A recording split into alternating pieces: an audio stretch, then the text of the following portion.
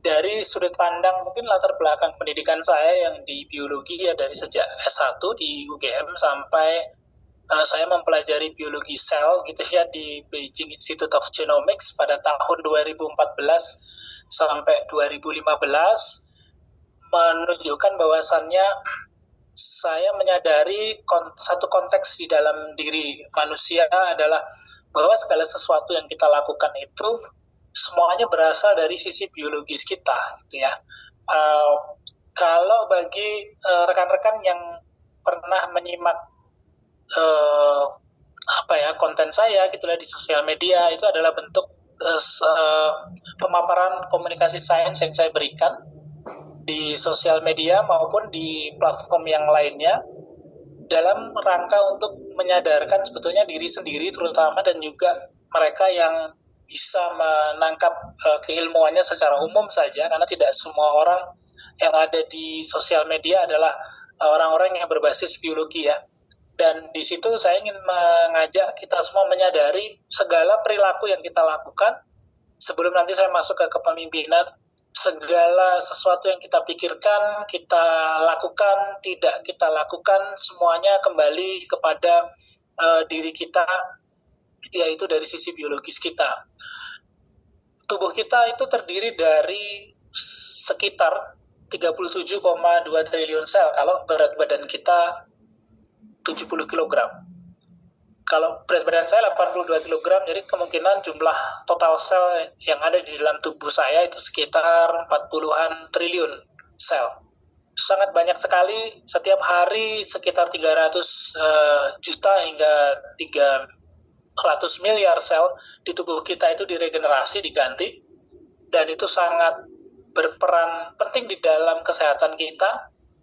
Seperti tadi saya sampaikan, kembali kepada perilaku kita sebagai seorang manusia, semuanya berasal dari dalam tubuh kita.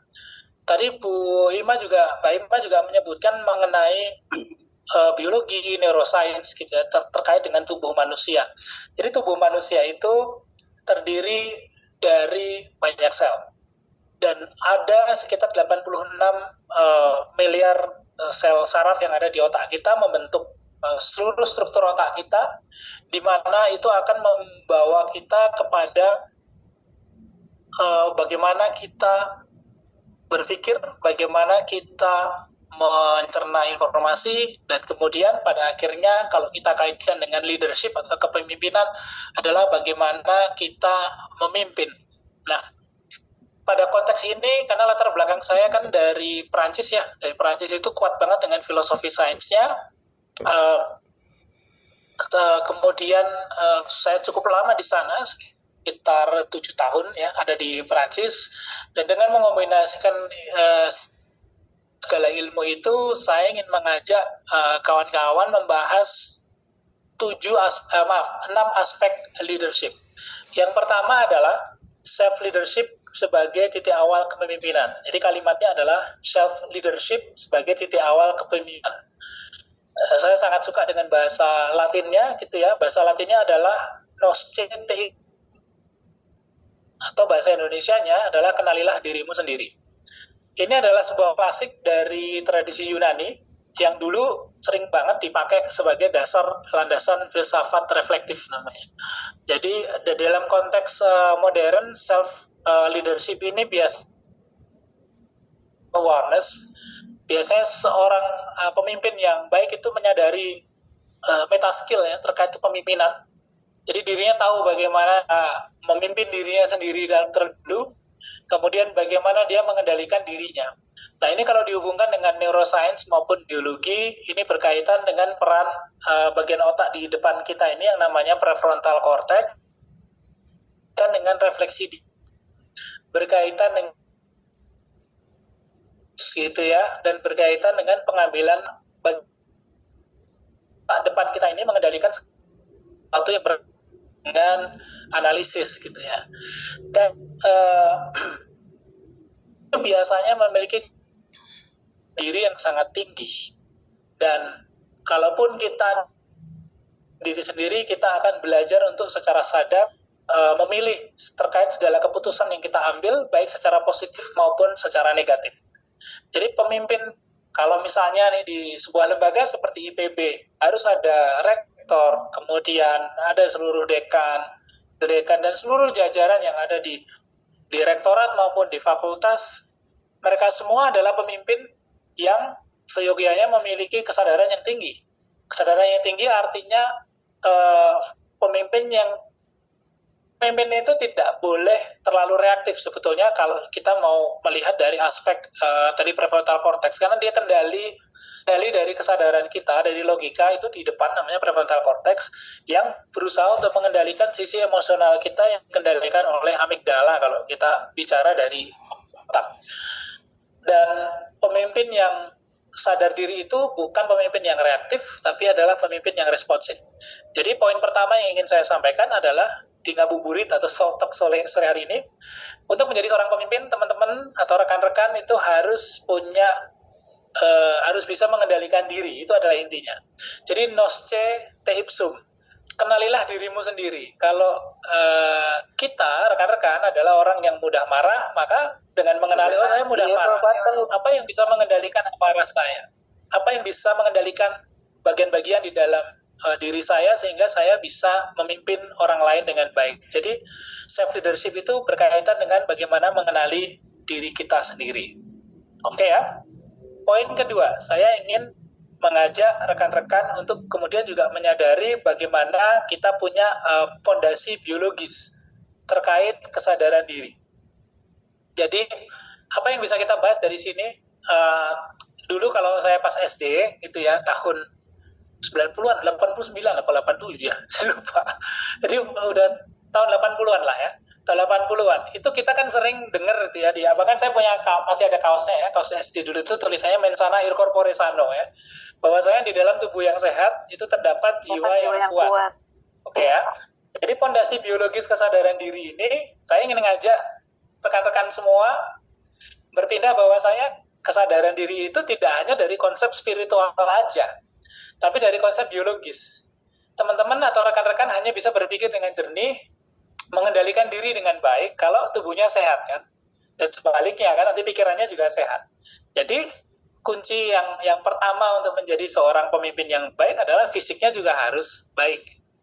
Dari fisik yang baik, kita akan kemudian dengan relatively hubungan keseimbangan ya, seperti jembatan antara mind and body connection, jadi dari pikiran sampai ke tubuh kita, itu kita akan mendorong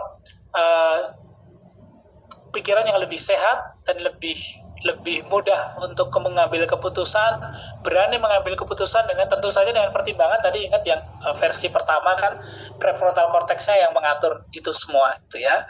Itu adalah fondasi kedua.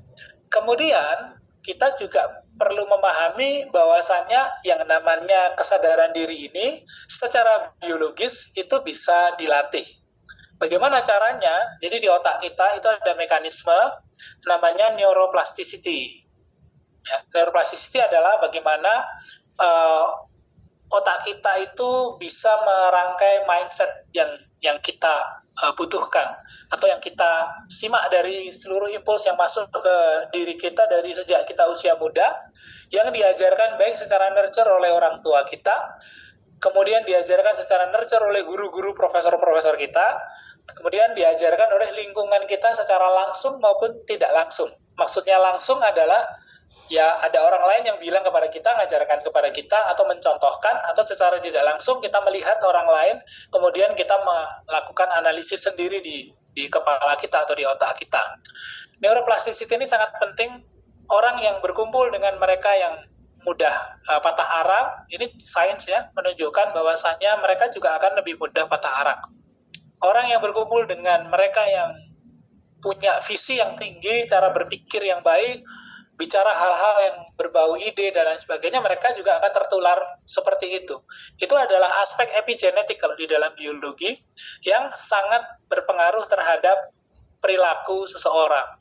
Maka dari itu, untuk seseorang menjadi seorang pemimpin, memiliki kesadaran diri yang tinggi, dia juga harus pandai menempatkan diri dalam lingkungan tertentu yang membentuk dirinya.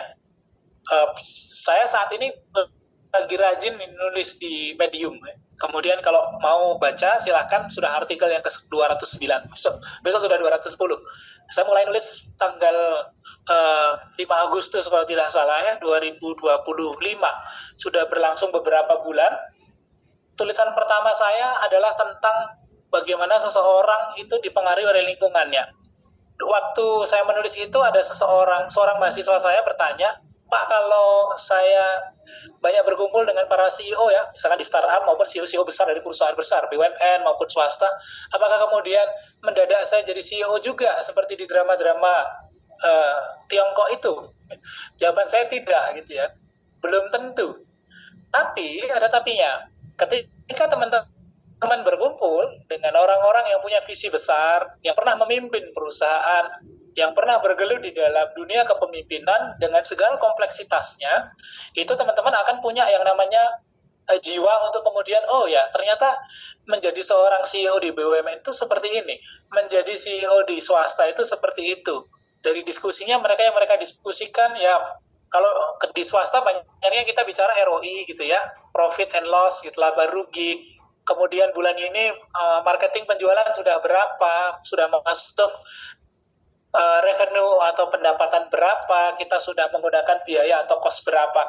Tapi dari situlah kita juga bisa memahami ternyata menjadi pemimpin itu harus punya skill tertentu gitu ya, yang bisa kita latih. Dan juga ternyata salah satu skill yang paling penting adalah kita berkumpul dengan mereka yang sudah pernah jadi pemimpin. Itu cara paling mudah untuk kita juga mengasuh diri bagaimana nantinya di masa yang akan datang kita juga punya jiwa kepemimpinan yang baik gitu ya. Kemudian yang berikutnya, poin ketiga. Jadi seorang leader itu biasanya identik dengan bagaimana dia mengendalikan emosinya. Jadi poin yang ketiga adalah spiritual leadership dan regulasi emosi. Saya punya istilah Latin terkait ini ya. Saya lupa siapa yang mengatakan, mudah-mudahan saya ingat nih. Jadi kalimatnya begini, qui se vincit fortior est, ya, nanti bisa dicari di internet.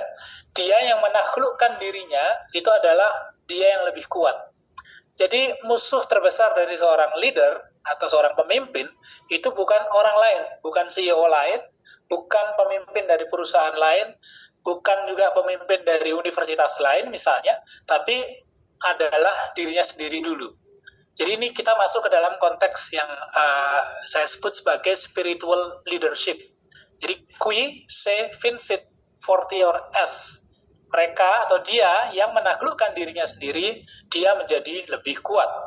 Jadi karena leadership itu sepanjang pengalaman saya sendiri baru menjadi pemimpin di sebuah perusahaan selama 3 tahun terakhir, leadership itu bukan soal mengendalikan orang lain.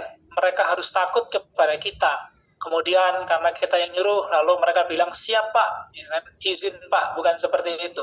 Tapi bagaimana sebagai seorang pemimpin kita bisa mencontohkan kepada mereka untuk mengelola ego kita. Seorang pemimpin bukan mereka yang harus terjun langsung ke dalam bidang teknisnya, tapi mereka yang melihat peluang di luar sana, di bidang eksternal, menghubungkan dengan tim yang ada di eksternal, kemudian kita bersama-sama mendapatkan hasil. Jadi hasilnya dilakukan oleh tim kita. Jadi kadangkala kita sebagai seorang pemimpin saking nggak sabarnya, karena kita punya ego, jadi kita pengen melakukan semuanya sendirian. Ya udahlah, daripada rekan-rekan saya tidak bisa melakukan itu, ya udah saya sendiri aja yang lakukan. Nih saya lakukan begini caranya. Di satu sisi mungkin pada kondisi-kondisi tertentu di perusahaan kita, di tempat kita bekerja atau di universitas gitu ya, itu adalah hal yang tepat, terutama untuk universitas-universitas yang baru berdiri atau perusahaan yang baru kita bentuk. Kita harus mencontohkan betul dengan melakukannya. Tapi di perusahaan yang sudah terbentuk, itu namanya micromanagement.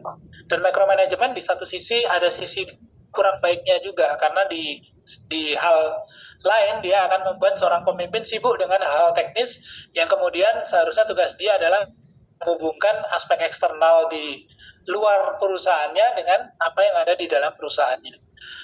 Kemudian saya sering mendapat pertanyaan kalau sedang diskusi dengan teman-teman psikolog maupun psikiater. terutama dengan konteks biologi ya, karena di psikologi itu ada juga ilmu yang berkaitan dengan biologi namanya biopsikologi. Apa sih hubungan antara trauma dengan gaya kepemimpinan? Apakah betul seorang pemimpin yang defensif gitu ya, kemudian defensif itu kalau ditanya kemudian merefernya ke dirinya sendiri gitu ya, bahwa dia tidak salah, kemudian bahwa yang salah adalah tim dan lain sebagainya. Jadi ada hubungan secara saintifik dikatakan bahwasanya seseorang yang memiliki trauma itu akan memiliki gaya kepemimpinan yang defensif. Tapi ini juga bergantung kepada seberapa besar seorang pemimpin ini bisa mengendalikan trauma yang ada di dalam dirinya. Manusia secara umum, saya jawab kepada para psikolog dan psikiater, secara umum kalau kita lihat dari sudut pandang biologi, manusia itu kemungkinan besar tidak bisa lepas dari trauma, baik yang besar maupun yang kecil. Karena di dalam tubuh manusia ada 4 aspek biologis yang berjalan. Yang pertama adalah homeostasis, segala sesuatunya akan kembali kepada keseimbangan. Apapun yang kita lakukan, sama seperti saat teman-teman ada di tempat yang dingin, tubuh akan berusaha untuk meningkatkan sedikit beberapa derajat suhu tubuh kita supaya menyeimbangkan dengan lingkungan eksternal. Dan sebaliknya akan diturunkan. Saat kita berpuasa seperti sekarang, tubuh kita menurunkan segala aktivitasnya dengan cara meredupkan mitokondrianya supaya kita tidak terlalu over excited gitu ya. Kemudian kita diminta untuk slowing down tubuh kita melakukan mekanisme yang namanya OGI. Itu adalah segala sesuatu berkaitan dengan homeostasis. Kemudian yang kedua ada aspek yang kita sebut sebagai hormesis. Hormesis itu yang mungkin sering umat muslim katakan naik derajat gitu ya. Jadi kalau di sisi biologi, naik derajatnya itu bagaimana Pak? Naik derajatnya adalah saat teman-teman olahraga, kemudian menjadi badannya lebih segar. Jadi stres karena olahraga itu, kemudian naik menjadi standar homeostasis baru, dan proses ini namanya hormesis. Namanya kita akan naik kepada standar baru, ya naik derajat itu, jadi lebih sehat. Seseorang yang banyak berlatih, leadership, workshop, dan kepemimpinan, melihat bagaimana orang lain memimpin, berlatih dengan punya tim kepemimpinan yang baru sedikit, kemudian kita naikkan lagi, itu hormesis. Awal-awal pasti sulit, tapi lama-kelamaan teman-teman menjadi terbiasa dengan itu. Nah, itu adalah satu contoh juga.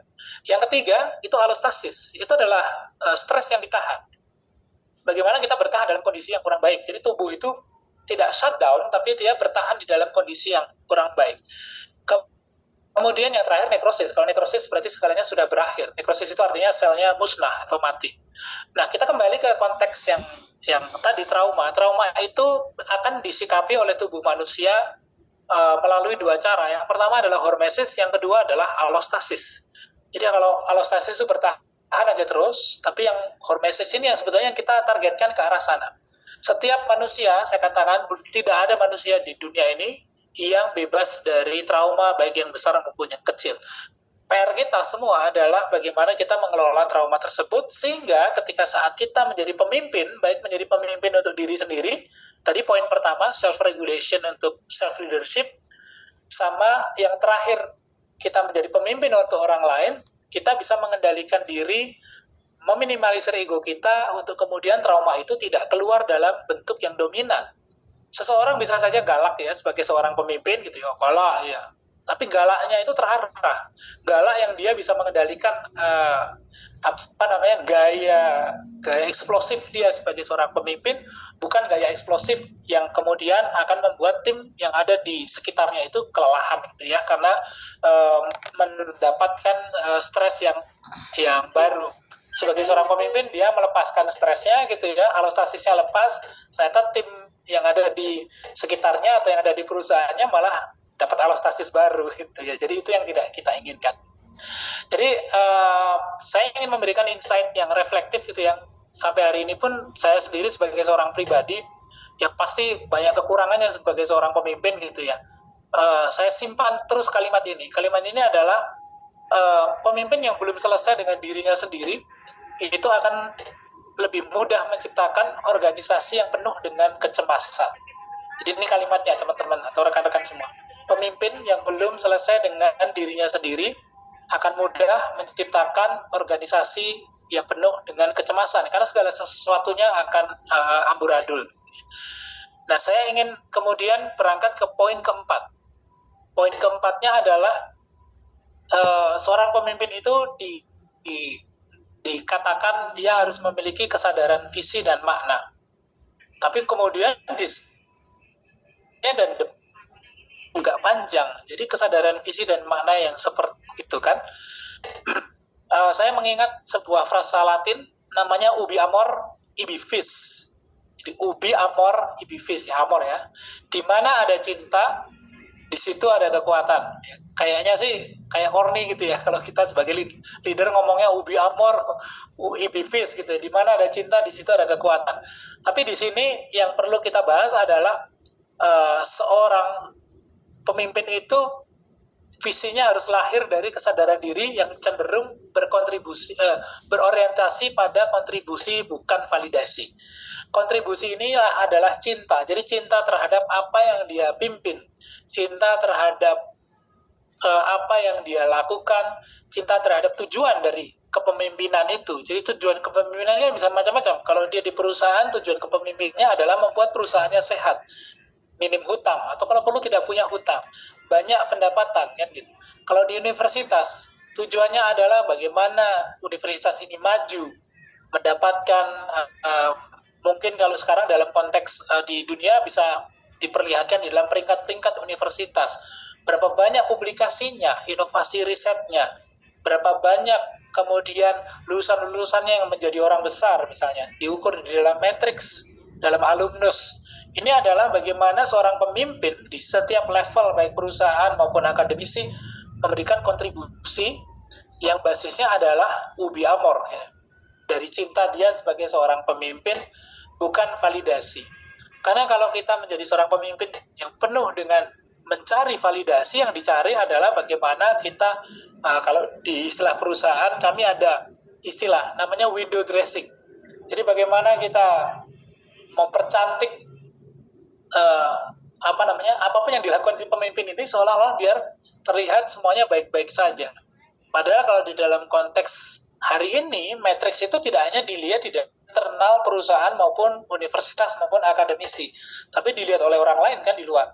Bagaimana jumlah lulusannya, perilaku lulusannya setelah dia keluar dari universitas misalnya, kalau dari perusahaan bagaimana seseorang yang nanti dia bekerja di tempat yang baru, misalnya dia keluar, dia menceritakan segala sesuatu yang buruk terkait perusahaannya sebelumnya. Nah, ini menjadi konteks yang berkaitan dengan validasi itu. Oke. Kemudian yang berikutnya, poin kelima. Poin kelima adalah bagaimana sebagai seorang pemimpin itu punya energi yang menular. Ya. Jadi saya akan tarik kembali ke biologi.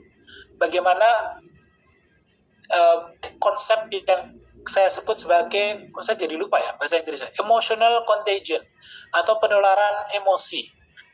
Saat teman-teman, ini kalau teman-teman atau rekan-rekan semua ada di dalam, kalau ini ada mahasiswa di sini, ada satu kelompok mahasiswa, kemudian ada ketuanya. Saat ketuanya marah-marah terus gitu ya, nggak jelas gitu ya, nggak bisa ngarahkan timnya, apa yang terjadi? Kita sebagai tim jadi, bahasa Prancisnya agasong. Agasong itu jadi ikut tertular, jadi apa ya, kulitnya tipis gitu, jadi mudah, aduh kok saya jadi mudah cemas juga, ini kok Pak Ketua ini nggak bisa memberikan arahan yang jelas, kok dia marah-marah aja, saya jadi juga naik amarahnya gitu ya. Jadi kalau kita memimpin dengan emosi yang kuat, emosi itu akan nular loh ke anggota kita, sehingga sebagai seorang leader kita harus betul-betul pandai mengelola emosi kita, karena ada mekanisme namanya emotional contagion. Kemudian seorang pemimpin itu adalah orang yang selalu dilihat. Jadi konteks pengalaman pribadi saya lah, sebelum jadi pemimpin atau duduk di posisi yang penting di perusahaan maupun di universitas, ya santai-santai aja, neliti di laboratorium, gagal tidak gagal. Kayak sekarang nih bulan puasa, saya pulang jam 4, lalu war takjil gitu ya di luar gitu kan. Kalau di Dramagasana di kampus dalam gitu ya, atau di Bara. Kalau di sini di belakang nih di Gunung Gede ini belakang, atau nanti war-nya agak di sana di Bang Barung gitu kan. Jadi war takjil takjil, santai aja. Tapi begitu kita menjadi seorang pemimpin, apapun yang kita lakukan, perilaku kita, apa yang kita ucapkan, itu mempengaruhi dinamika tim. Mungkin boleh saya katakan kalau kita sebagai seorang pemimpin mudah sekali berkata kasar, maka tim kita nanti akan mencoba untuk meniru itu. Ini di konteks biologi, di otak kita ada sel saraf yang kita sebut sebagai mirror neuron atau sel saraf cermin. Ini sama seperti anak-anak. Cara paling mudah untuk mencegah anak-anak tidak merokok adalah orang tuanya jangan merokok. Cara paling mudah untuk mencegah anak-anak untuk tidak berbuat yang tidak baik, maka orang tuanya mencontohkan. Karena mirror neuron dari anak-anak ini melihat pada orang tuanya. Sama seperti dalam tim, kita akan melihat kepada pemimpinnya. Kalau pemimpinnya demikian, maka anggotanya juga demikian. Beberapa hari terakhir kita dicontohkan lewat kecemasan massal itu ya, bagaimana sebuah negara menyerang negara lain dengan formal leadership yang seperti itu. Maka mirror neuron itu saya akan menilai itu sudah nular juga ke bawah-bawahnya. Dinamika timnya sudah seperti bagaimana seorang pemimpin itu melihat dunia sesuai dengan matanya gitu ya. Karena seorang pemimpin itu adalah tidak hanya dia dalam jabatan atau dalam SK saja. Sebagai seorang ketua tim LKPE misalnya, atau ketua auditor begini, atau sebagai direktur dari perusahaan X, kemudian dari rektor Universitas Y, dia tidak hanya ada di SK, tapi karena seorang pemimpin itu adalah regulator emosi kolektif, bagaimana karakter dia, bagaimana dia memimpin, bagaimana dia berbicara, bagaimana dia juga menunjukkan kepada publik mewakili perusahaan atau universitasnya atau apapun tim yang dia wakili, itu adalah menunjukkan emosi kolektif dari seluruh organisme yang dia pimpin. Itu bahasa Latinnya qualis rex talis grex gitu ya. Qualis rex talis grex. Like the leader, like the followers. Jadi seperti demikian pula pengikutnya gitu ya. Jadi kalau kita mau kembalikan ke sistem biologi, jadi kalau sistem biologi pemimpin itu seperti otak di tubuh manusia. Kalau otaknya beres, tanda kutip, seluruh tubuhnya kemungkinan besar akan beres. Dan bagaimana untuk kita menjadi seorang pemimpin yang baik di era modern sekarang ini, apalagi yang kita pimpin saat ini generasi yang sangat berbeda. Saya termasuk generasi XY di antara keduanya, tapi boleh dikatakan Y juga sih, artinya di awal-awal. Yang saya pimpin pada hari ini itu adalah generasi-generasi Z dan Alpha. Maka kita sebagai seorang pemimpin masuk ke poin ke-6 harus mulai mengenali evolusi kepemimpinan yang ada di era sekarang ini. Saya sendiri izin masih belajar terkait hal itu karena yang namanya generasi akan bergeser gitu ya. Saya memahami bahwasannya seorang pemimpin itu sebetulnya bukan bos. Pemimpin itu bukan seorang yang punya bukan bos. Saya nggak menemukan kata lain. Karena ada istilah Latin seperti judicere est service. Jadi pemimpin adalah melayani. Jadi to lead is to serve.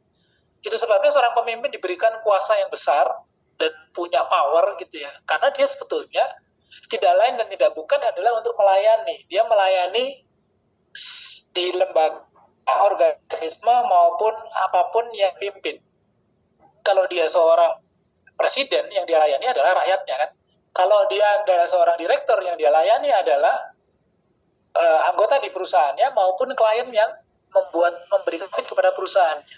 Kalau dia adalah seorang rektor, yang dilayani adalah seluruh rekan-rekan dosennya gitu ya, kemudian mahasiswa juga aspek eksternal di luar sana, baik masyarakat, karena kalau di universitas ada tridharma perguruan tinggi, ada ngajar, ada penelitian, ada juga pengabdian masyarakat, jadi kompleks gitu ya. Jadi pemimpin adalah melayani.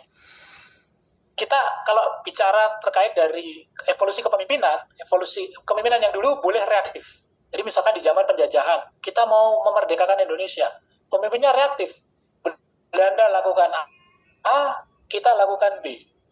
Oke, jadi kita bisa melihat dulu di era Soekarno kan, jadi bagaimana beliau reaktivitasnya mengambil peluang untuk Indonesia kemudian bisa mendeklarasikan kemerdekaannya. Itu di era itu. Di era sekarang kita harus menjadi seorang pemimpin yang reflektif. Pemimpin yang reflektif itu bagaimana sih? Kalau di dalam psikiatri, psikologi, atau mungkin dalam biologi, atau sebagai manusia biasa pada umumnya, kita kan selalu mempraktekkan yang namanya jeda ya, sebagai intervensi neurobiologis. Bagaimana ketika ada masalah, seorang pemimpin di masa sekarang tidak lagi reaktif langsung bereaksi, tapi dia memberikan jeda untuk memberikan peluang kepada poin yang pertama tadi, prefrontal cortex untuk berpikir. Kita menyebutnya intervensi neurobiologi. Kemudian untuk mengambil keputusan yang terbaik di antara mungkin keputusan-keputusan yang agak kurang sempurna. Sebagai pengalaman saya memimpin di sebuah perusahaan selama 3 tahun, tidak pernah ada di dalam pengalaman saya itu keputusan yang sempurna. Jadi keputusan itu harus selalu diambil dengan pertimbangan-pertimbangan tertentu dan tidak akan pernah bisa menyenangkan semua orang. Tapi kita harus bisa sebagai seorang pemimpin menilai itu untuk mengambil mana yang terbaik dan mana yang kurang baik. Kalau di dalam agama Islam, prinsip yang mungkin saya acu adalah selama masih ada manfaatnya, lebih besar manfaatnya ketimbang mudorotnya, kita akan ambil keputusan itu.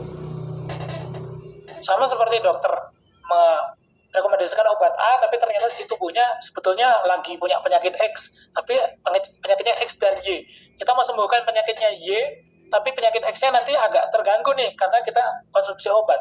Tapi kalau itu manfaatnya lebih besar untuk menyelamatkan hidupnya dengan penyakit Y-nya itu tadi, jadi akan disembuhkan penyakit Y-nya dulu, penyakit X-nya nanti akan kita handle berikutnya. Ini adalah manfaat di atas mudorot itu tadi masih lebih besar. Jadi itu adalah poin ke-6. Dan kemudian untuk mungkin kita, bentar lagi udah jam 5.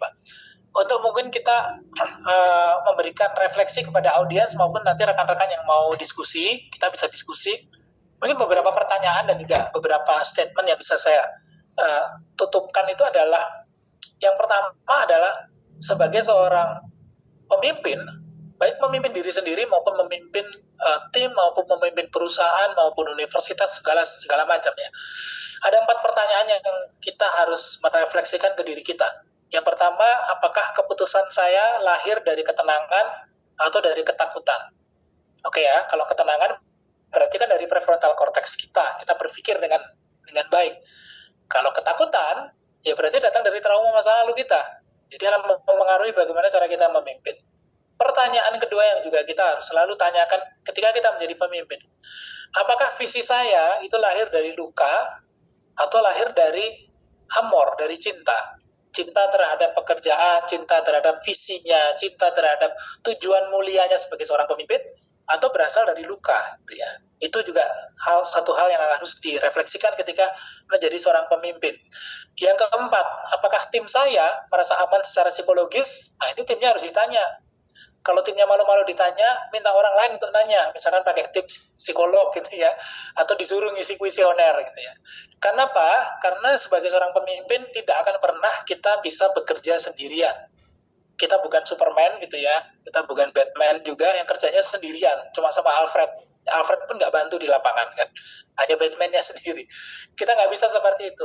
Jadi kita memerlukan tim dan kita harus taking care tim kita. Kalau kita taking care tim kita akan taking care kita juga. Pertanyaan keempat, apakah saya memimpin untuk nanti dikenang atau saya memimpin untuk memberi makna kepada masa jabatan saya? Misalnya dia menjabat di sebuah perusahaan atau universitas ataupun dia ada di dalam sebuah tim. Itu adalah 4 pertanyaan yang mungkin kita bisa diskusi gitu ya. Dan saya mungkin ingin menutup kuliah dengan vokal aja ini ya, dengan suara aja, mungkin dengan 2 istilah. Tadi Ahmad Victoria Kuram mungkin minta dijelaskan ya. Yang pertama adalah sebagai seorang pemimpin, intinya apapun yang kita lakukan benar salah gitu ya, lux ex intrus. Jadi cahaya itu asalnya dari dalam. Jadi kalau mau cahayanya bagus, apa yang harus teman-teman lakukan? Ya harus ngisi. Jadi kita mengeluarkan apa yang kita isi, kita mengeluarkan apa yang kita kelola juga di dalam. Jadi kalau mau yang keluarnya cahaya ya harus kita masukkan cahaya. Perbanyak pergaulan rekan-rekan dan teman-teman semua di dalam lingkup yang baik-baik gitu ya, yang membangun lingkup yang hormesis gitu ya, bukan lingkup yang alostasis maupun nekrosis. Jadi akan membawa cahaya itu keluar. Kemudian yang terakhir adalah saya punya moto hidup atau visi hidup itu namanya Amat Victoria Kuram. Bukan karena ini ada di film The Mechanic ya tahun 2011, tergrafik di dalam senjata pistolnya, itu bukan itu.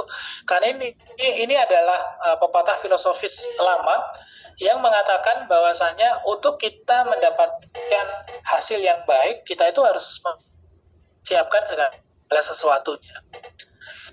Jadi mungkin saya cerita saja ya sebelum nanti kita berdiskusi. Saya punya sahabat baik di IPB, seorang dosen, nggak usah saya sebutkan fakultasnya ya. Beliau baru pulang saya baru pulang dari Eropa, ya, dan Beijing. Kami sama-sama ada di Bogor, gitu ya. Ini saya ceritakan kalau tidak salah di salah satu podcast, tanpa menyebut nama. Kami mengikuti sebuah kompetisi yang dilakukan oleh Kementerian Ristek Dikti pada zaman-zaman itu. Itu kira-kira kalau tidak salah ya 15 tahun yang lalu kali ya. Udah cukup lama. Kami mengikuti kompetisi, kemudian seperti biasa, kompetisi di Indonesia itu adalah kompetisi yang berbasis perjuangan. Kalau dia pakai sistem online, ya sistemnya pasti amburadul saat kita harus submit di last minute. Jadi saya submit, beliau submit. Pas beliau submit, saya WA-WA-an, chatting lah sama beliau. Mas, udah submit? Gak bisa mas. Mas Riza udah submit? Gak bisa mas.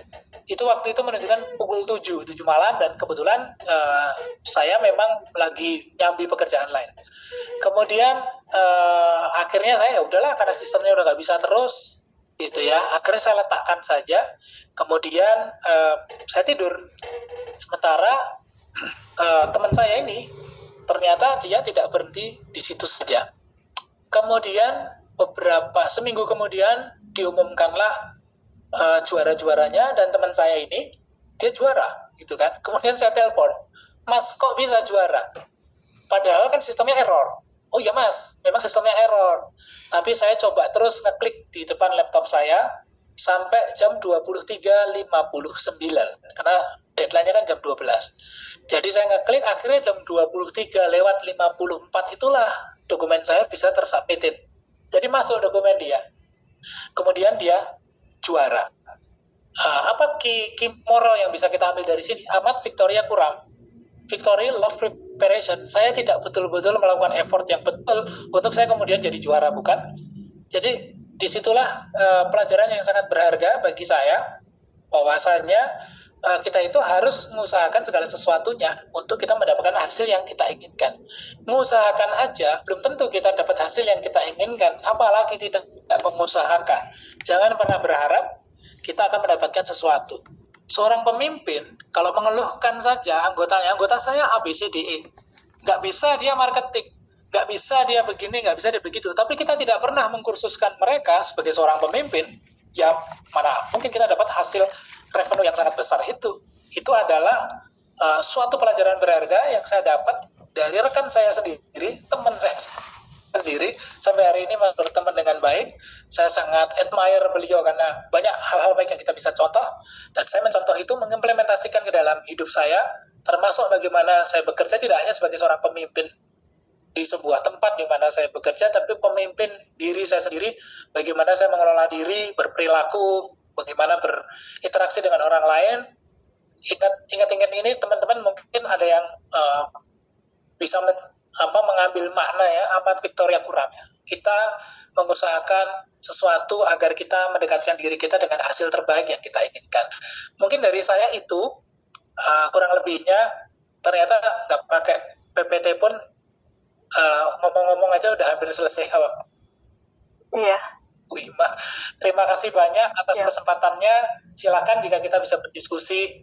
Saya kembalikan kepada Bu Ima. Terima kasih. Assalamualaikum warahmatullahi wabarakatuh. Seorang pemimpin boleh marah, tapi kan yang paling penting tadi, yang pertama kan self regulatornya kan dari diri kita. Mungkin contoh paling gampangnya adalah, atau cara berlatihnya, coba melihat, sekarang ini banyak sekali di sosial media maupun di media televisi, sesuatu yang merangsang emosi kita. Ketika seseorang ngomong, misalkan Mas Priasembada kontroversial, ngomong gitu ya, kita harus bisa melatih untuk memisahkan individunya seorang Priasembada dengan apa yang dia katakan. Latihannya di situ. Kalau kita masih emosi aja lihat orangnya, berarti kita masih jadi regulator emosi kolektif. Paham nggak, Mas? Jadi kalau kita lihat orangnya aja emosi, nggak bisa memisahkan dengan apa yang dia katakan. Walaupun, karena gini, kadang-kala manusia itu kan sangat bias. Dia hanya akan mendengarkan orang yang menurut dia itu tidak bertentangan dengan dirinya, kemudian nyaman dengan bagaimana apa yang ada di kepalanya. Kita jarang sekali mendengarkan orang yang berseberangan sama kita dengan yang pendapatnya berbeda. Nah, ini kan latihannya di situ. Sebetulnya kalau di luar negeri itu ada namanya latihan debat. Karena dengan berdebat kita berusaha untuk memisahkan argumen dengan orangnya. Jadi orangnya bisa saja nyebelin, tapi begitu berargumen dia benar. Yang dia katakan benar. Nah, kita harus bisa memisahkan itu. Cara seorang pemimpin melatih, kalau di sosial media kan banyak nih kontroversi. Kita coba latih. Dengan melihat sesuatu yang kontroversial, kita coba pisahkan argumennya dengan orangnya. Akhir-akhir ini banyak nih, saya nggak usah sebutkan. Di internet banyak nih, yang terkait beasiswa misalkan, kemudian yang terkait dengan ini itu. Coba kita melihat segala sesuatu itu dengan kacamata yang lebih clear. Yang latihnya di situ. Caranya gimana? Lihat videonya, apa argumennya, kemudian kita tuliskan karakter orangnya. Dari situ kita coba pisahkan. Oh, argumennya benar, orangnya begini. Oh, sangat disayangkan ya, orangnya begini, padahal argumennya benar. Jadi kan saat kita nanti bertemu orangnya, kita tidak lagi menilai dia hanya dari perilaku dia sebagai seorang individu, tapi bagaimana cara berpikir dia dan lain sebagainya. Ini sulit, Mas, karena kita tidak pernah diajarkan ini di sekolah. Tapi ketika dulu, kalau di Prancis namanya apa sih? Formation course. Itu kan ada course leadership ketika seorang, saya nggak tahu Mas Priasembada ngambil apa enggak. Pada saat kita mau PhD, lulus itu kan saya diminta untuk ngambil itu. Jadi di situ diajarkan untuk bagaimana kita sebagai seorang peneliti menjadi reviewer yang baik. Memisahkan apa yang ditulis oleh seseorang dengan karakter orangnya. Nah, disitulah kita bisa belajar sebagai seorang pemimpin, minimal jadi self leader, bagaimana kita mengendalikan emosi kita. Kalau Mas Priya memimpin sebuah tim, mau marah boleh lo marah, tapi marahnya itu nggak lalu tidak terkendali, tapi terkendali. Mohon maaf kawan-kawan semua, hari ini saya terpaksa agak menaikkan nada saya karena saya tidak berkenan dengan apa yang kita perlihatkan hari ini. Profit kita turun karena marketing tidak berusaha sangat keras, gini-gini, itu kan marah, tapi disampaikan dengan bahasa yang sangat elegan lah kita mau bilangnya. Kemudian argumen kita tuh memisahkan. Saya tidak marah ke Anda karena Anda itu tingginya 161 cm, nggak gitu. Tapi saya marah sama Anda karena Anda tidak bekerja sebagai seorang marketer yang baik. Jadi ini harus kita latih. Pun sampai hari ini saya masih melatih itu juga gitu. Nggak gampang karena memang manusia itu satu bias, kedua kalau ada apa-apa itu yang datang tuh emosinya, rasa takutnya dulu, baru kita bisa berpikir jernih. Makanya tadi kan di dalam tadi saya aspek atau ketiga, kita harus memberikan jeda kan saat seorang pemimpin mengambil keputusan, jangan reaktif gitu ya, tapi dia responsif, dia berikan jeda baru dia merespon. Mungkin itu secara ringkas, mudah-mudahan menjawab, Mas. Atur nuhun, terima kasih Pak Riza. Sama-sama. Sudah menjawab ya Pak Priya ya, luar biasa sekali nih tanggapannya. Soal kalau diterusin sampai sahur ini. Kurikulum itu didasarkan atas sesuatu yang bisa diukur. Jadi kalau di dunia akademisi, ya kalau kita mau mengukur emosi orang kan agak repot ya kan. Jadi yang bisa diukur adalah bagaimana dia aspek kepemimpinannya itu. Tapi seperti tadi saya bilang, kita sebagai seorang pemimpin, kita dapat kursus nih, kursus leadership gitu ya, workshop, ikut kita. Dapat nilai, ijazahnya bagus, nilainya 100. Pada saat kita mengimplementasikannya, selain kita mengingat apa yang sudah kita pelajari secara formal, kita juga harus belajar dari lingkungan sekitar. Jadi cara paling gampang adalah kelilingi diri, saya panggilnya apa nih, Kak Kresya atau Bu? Kak aja ya, saya terlihat sangat muda ya. Kak Kresia itu mengelilingi dirinya dengan mereka yang punya visi. Contohnya ya, coba berkawan dengan para CEO. Kan sekarang banyak nih orang yang punya startup, yang usianya sama.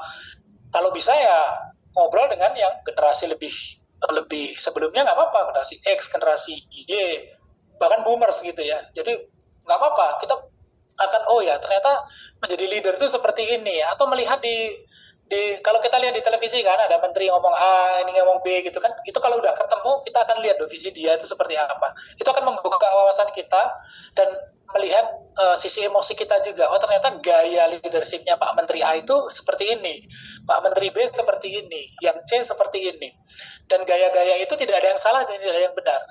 Yang paling penting adalah untuk Kak Kresia adalah menyerap itu semua kemudian mengimplementasikan ke diri. Saya ini tipe pemimpin yang seperti apa? Bukan berarti ketika melihat siapa Bu Sri Mulyani yang tenang gitu ya, terus kita harus jadi Bu Sri Mulyani, enggak. Tapi kita harus menjadi diri sendiri, seorang pemimpin dengan karakter khasnya diri sendiri gitu ya. Kemudian tadi pertanyaan terkait dengan neuroplastisitas ya, bahwasannya kita itu dianugerahi secara genetik sifat-sifat tertentu dari orang tua kita. Sayangnya nih, karena kadangkala sisi emosi itu dilihat negatif mulu. Ada 2 sifat manusia yang diturunkan secara genetik walaupun tidak 100%, sekitar 30-40% dipengaruhi oleh genetik. Yaitu sifat pemarah kita ya masuk ke dalam temperamen kan. Termasuk kemudian temperamen yang lainnya adalah bagaimana mudah tidaknya kita menjadi sedih. Itu dua-duanya, atau sedih dan marah itu dua-duanya sebagian adalah genetik. Ada seorang pemimpin yang gampang nangis, ada loh. Ada teman saya, seorang pemimpin gampang nangis, terutama kalau dia melihat timnya nggak perform, dia menangis. Tapi menangisnya bukan kelamaan nggak, tapi dia menangis kemudian mencari solusi. Jadi gini, kita tidak akan bisa mengubah apa yang DNA berikan kepada kita, tapi kita bisa mengarahkannya lewat epigenetik itu. Kalau Kak Kresia sadar diri, orangnya temperamen, mudah marah gitu ya, supaya temperamennya nggak marah, coba bergaul dengan teman-teman yang punya kelapangan hati yang luas. Coba cari majelis gitu ya, atau cari tempat-tempat yang bisa memberikan kita kontrol diri. Jadi itu yang paling seperti universitas, akademisi, kemudian perusahaan nggak bisa. Apalagi kita karyawan misalnya. Kita nggak bisa milih siapa pemimpin kita. Kita juga tidak bisa menyangka apakah pemimpin kita itu traumatik, problematik, dan lain sebagainya. Atau jangan-jangan kita yang problematik. Tapi yang kita bisa lakukan adalah saat kita punya pemimpin seperti itu, andai kata ya, kita punya pemimpin seperti itu, yang bisa kita lakukan, kita hanya bisa bekerja sesuai tupoksi kita ya, tugas pokok fungsi, sesuai dengan visi kita, berikan data yang terbaik, kita bekerja sesuai dengan waktunya. Ya kalau diperlukan ada strategi terkait itu ya. Ada teman-teman yang menyarankan ya bekerjanya on time, datang jam 7, pulang jam 5, selesaikan pekerjaan di kantor, menjadi seorang profesional yang sangat baik, berikan itu kepada atasan dan sudah selesai. Jadi hubungannya adalah hubungan profesional. Karena kalau kita membawa aspek di kantor atau di perusahaan ini kepada ranah personal, itu akan berpengaruh kepada emosi kita. Dan itu sampai di rumah kita juga akan tidak nyaman. Tapi kita harus berusaha. Makanya kata profesional itu mahal. Karena kata profesional itu adalah sikap yang kita tunjukkan di perusahaan dengan di rumah. Jangan sampai kita membawa permasalahan perusahaan atau kantor atau tempat kita bekerja itu ke rumah, yang akhirnya malah kita mericuhkan rumah kita sendiri gitu ya, di keluarga kita. Dan ini yang menjadi satu hal yang harus kita latih sih sebetulnya. Jadi kalau saya mau katakan bagaimana caranya untuk mengambil keputusan dengan objektif, kembali ke diri sendiri aja. Kerja dengan baik, tugasnya apa? Tugasnya bikin portofolio 5 halaman, kerjakan 5 halaman sebaik mungkin sebisa kita sesuai dengan timeline, berikan, serahkan, sudah ya Pak Bu ya, izin saya pulang karena keluarga saya menunggu di rumah. Itu kalau kondisi perusahaan adalah kondisi yang tadi dikatakan memiliki pemimpin yang traumatik. Tapi sebagian besar perusahaan bisa menyeimbangkan itu, karena sekarang kan ada tim pengawas dan lain sebagainya ya. Dan mudah-mudahan ini bisa menjawab pertanyaan Bu Indi Aida. Terima kasih. Ya, terima kasih Pak. Tadi sangat sangat dekat sekali ya dengan kehidupan di kampus ataupun di perusahaan begitu ya, atau bahkan mungkin bisa diimplementasikan juga dengan teman-teman mahasiswa juga ya Pak ya hal ini. Ya. Nah ini mohon izin nih Pak, karena waktu terbatas, namun ada beberapa yang masih raise hand dan pertanyaan juga masih cukup banyak. Namun saya izin untuk mengambil satu pertanyaan saja. Boleh. Pertanyaan secara langsung di sini mungkin saya akan pilih siapa ini, ada Suci, ada Azura dan juga Safira. Silakan untuk Suci ya. Baik Ibu, sebelumnya terima kasih. Aminan bukan bergantung. Juga bisa dicontohkan oleh orang tua, tapi bukan satu-satunya. Kayak hidup kita itu, separuh hidup kita itu orang tua kita. Baik DNA kita ya kan, separuh dari ibu, dari ayah, itu genetik kita separuh. Tapi separuhnya lagi kan epigenetik.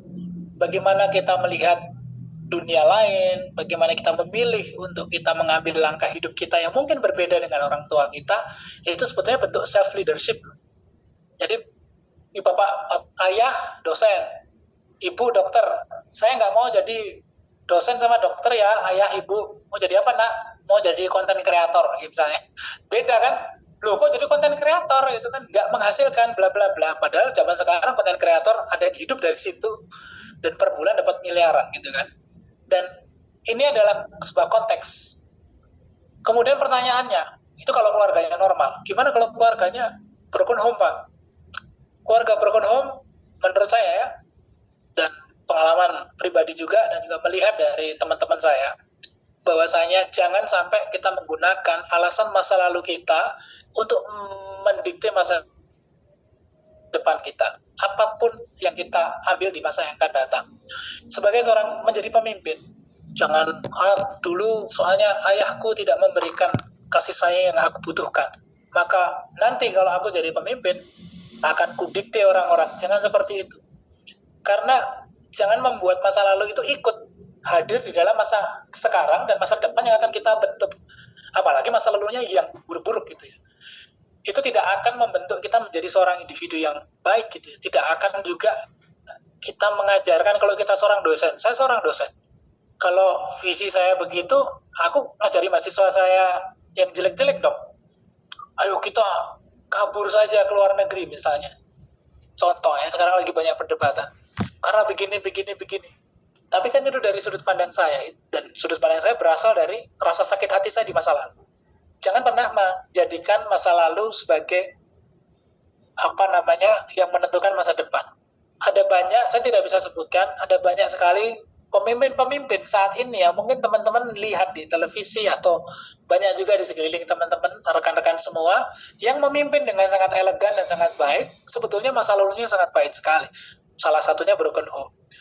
Memang broken home akan mempengaruhi bagaimana kita memandang nurture dari orang tua kita, karena itu yang paling membentuk karakter kita di early life. Hidup kita mungkin di usia 5, 10 tahun, 15 tahun, itu ditentukan oleh kedua orang tua kita. Jika pada saat itu terjadi broken home, itu tentu akan mempengaruhi bagaimana kita memandang kasih sayang dan orang tua. Tapi di sisi lain, teman-teman, rekan-rekan, jangan khawatir gitu ya. Tadi, kalau kita kemudian mencari circle yang baik, kita akan ketularan circle yang baik juga. Kalau kemudian dari broken home itu larinya ke yang negatif, ya, mohon maaf nih obat-obatan, yang kemudian jadi mabuk-mabukan, drug race, motor-motoran, itu sesuatu yang mungkin akan nanti merusak masa depan justru. Tapi untuk kita menjadi seorang pemimpin yang baik, itu sebetulnya bukan bergantung sama masa lalu kita, bukan bergantung sama ada trauma atau tidak, ada broken home atau tidak, tapi bagaimana kita membungkus semua itu untuk kita kemudian jadi pemimpin yang belajar dari pengalaman. Tapi identitasnya jangan dibawa. Cara tidak membawa identitasnya gimana? Ya amarahnya jangan dibawa. Jadi kan paling gampang, karena kita mengingat amarah masa lalu, masa sekarang kita juga harus marah gitu. Hidup itu sangat singkat. Ya dulu tiba-tiba hidup tetap, sekarang usia saya udah kepala 4 gitu, tiba-tiba gitu. Seolah-olah baru kemarin saya umur 15 tahun. Baru kemarin umur 20 tahun senang-senang gitu ya. Jadi teman-teman yang sekarang usianya masih muda, jika punya permasalahan yang berkaitan baik dengan orang tua maupun dengan hal-hal pribadi yang sekarang dirasakan, nggak apa-apa, nikmati, tanda kutip ya. Karena kesedihan kita pada saat hari ini itu akan mengajarkan banyak hal. Itu hormesis, nanti akan naik derajat itu tadi. Tapi di masa yang akan datang, ketika teman-teman sudah jadi seseorang, sekolahnya sudah tinggi, jangan dibawa ya itunya, rasa sakit hatinya, dendamnya, mending ditinggalkan. Karena hidup sangat singkat, gitu ya. Di masa yang akan datang, teman-teman atau Mbak Suci nggak pernah tahu akan bertemu dengan siapa, akan menjadi siapa. Jangan-jangan ketika saya nanti udah pakai tekan gitu ya, tongkat, Mbak Suci ini jangan-jangan rektor IPB, kita nggak tahu kan gitu. Jangan-jangan gitu Bu Rektor gitu kan, ingat saya nggak dulu kita ikut kuliah kira-kira 10-15 tahun yang lalu gitu, misalnya. Jadi hal-hal seperti itu ya, mungkin yang bisa saya katakan itu, jangan pernah membawa luka masa lalu untuk hidup di masa sekarang sampai masa depan, apalagi menentukan visi atau cita-cita kita di masa sekarang dan masa yang akan datang. Itu kita akan merugi banget. Mungkin itu yang bisa saya sampaikan, mudah-mudahan menjawab pertanyaan Mbak Suci.